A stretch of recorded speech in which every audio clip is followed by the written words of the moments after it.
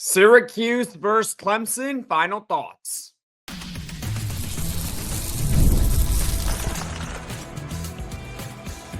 You are Locked On Syracuse, your daily podcast on the Syracuse Orange. Part of the Locked On Podcast Network, your team every day. Hello, everyone, and welcome into Locked On Syracuse. I'm Jackson Holzer. Thank you for making us your first listen of every single day here on the Locked On Podcast Network. It's your team every day, and we are always free and available wherever you get your podcasts, whether you're watching Locked On Syracuse right now on YouTube or listening on your favorite audio platform. And on this week's Poll Friday, very simple question.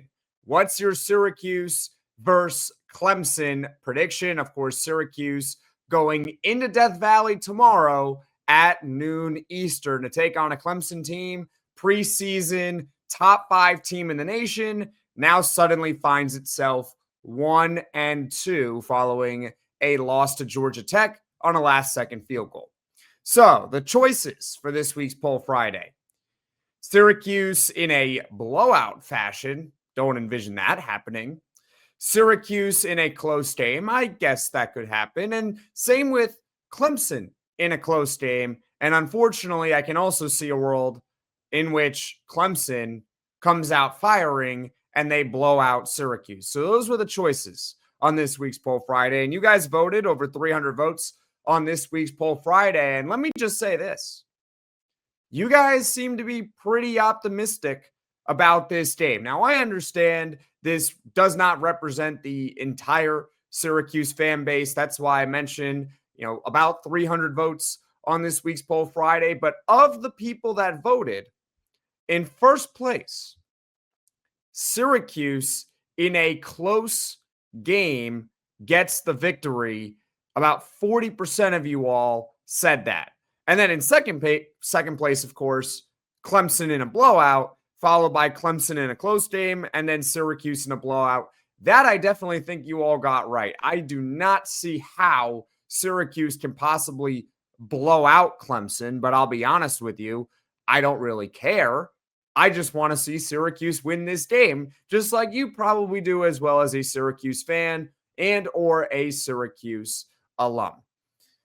I love the optimism, but I am going with the Clemson Tigers. I am going to change my prediction a little bit. I mentioned earlier in the week with Morgan Thomas over on Locked On Clemson that I think I said 27-14 Clemson would win this game. I do think that there's going to be more scoring in hindsight. So I'm going to amend it and say Syracuse loses the game 34-24. So a relatively close game by Syracuse. Here is what I do not necessarily like about this game. Clemson is getting healthier heading into this one. That's right, they're getting healthier.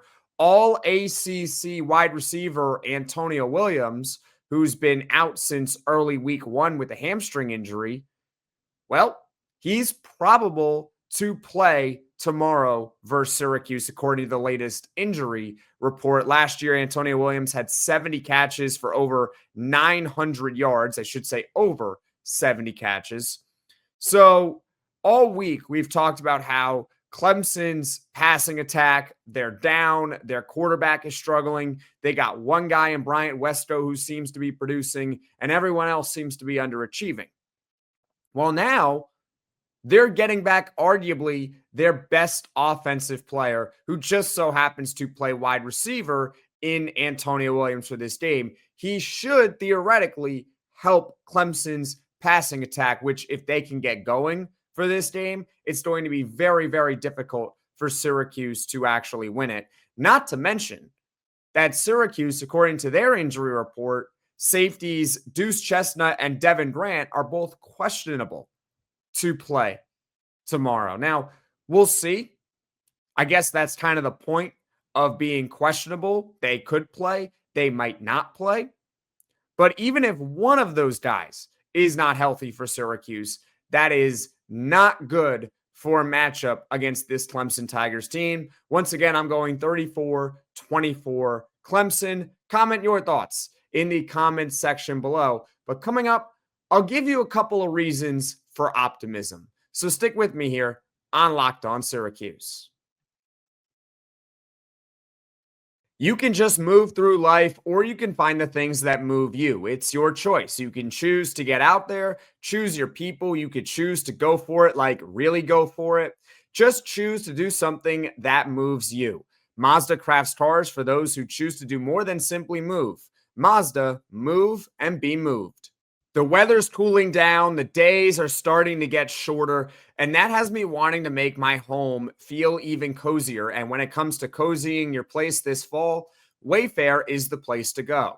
Wayfair has everything you need to set the mood for the season, whether it's comfy recliners, warm bedding, autumn decor, or even an espresso machine so you can make your favorite latte at home. It's the perfect time to set up your home for fall so you can enjoy cozy nights in with family and friends. Cozify your space with Wayfair's curated collection of easy, affordable fall updates. From comfy recliners to cozy bedding and autumn decor, you'll find it all for way less at wayfair.com. That's WAYFAIR.com. Wayfair, every style, every home. This episode is brought to you by Square, your favorite neighborhood spots run on Square. There are certain businesses that truly make the neighborhood feel like home, whether it's the local sports bar, packed on game days, the coffee shop that knows your order by heart, or the corner deli that's been serving your community for decades. These are the places that bring people together. When neighborhood businesses thrive, the whole neighborhood thrives. And when I was a student at Syracuse, particularly before noon Eastern games, whether Syracuse was at home or on the road, one place I would go to quite a bit, Salt City Coffee over on University Avenue. That's a great place to get coffee and wake you up. And hey, I can maybe use a little bit of Salt City Coffee right now. Those local spots are what make the neighborhood feel like home, and so many of them run on Square. Square is a proud partner of more than 4 million neighborhood businesses around the world. You can go to square.com/go/lockedoncollege to learn more. But before you do, go support your favorite neighborhood spot. You'll be happy you did. Square, see you in the neighborhood. Can Syracuse football possibly upset the Clemson Tigers? To me, the answer is yes. Of course, they can do it. It's going to be very challenging to upset Clemson, but I'm going to give you a couple of reasons of optimism heading into this game. The first one, we've talked about plenty. The weird history Syracuse has, particularly recently, against the Clemson Tigers. Clemson, the class of the ACC, Syracuse football over recent years, not exactly the class of the ACC.